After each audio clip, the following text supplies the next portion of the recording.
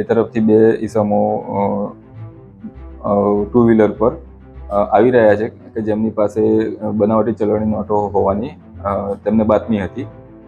આ આધારે LCB PSI PN Jhala તથા તેમની ટીમ અગાઉથી જે મેસરી નદીનો પુલ છે દયાળ કસ્બા વિસ્તારમાં ત્યાં નાકાબંધી રાખેલી હતી અને આ દરમિયાન બે ઈસમોને બનાવટી ચલણી નોટો સાથે પકડેલા હતા.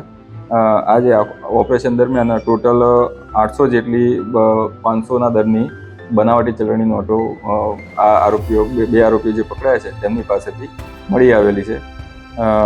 આ જે બે આરોપીઓ છે તેમાં એકનું નામ મોહસિન સબ્બીર સિંધા, મૂળ ગામ કાટાસાયણ, દાદાભાઈ ફળિયું, તાલુકો હાંસોદ, અને ક્યાંથી મેળવી છે, કઈ રીતના કોઈ જગ્યાએ વટાવી છે કે નહીં તે અંગેની તપાસ હાલ પોલીસ દ્વારા ચાલુ છે.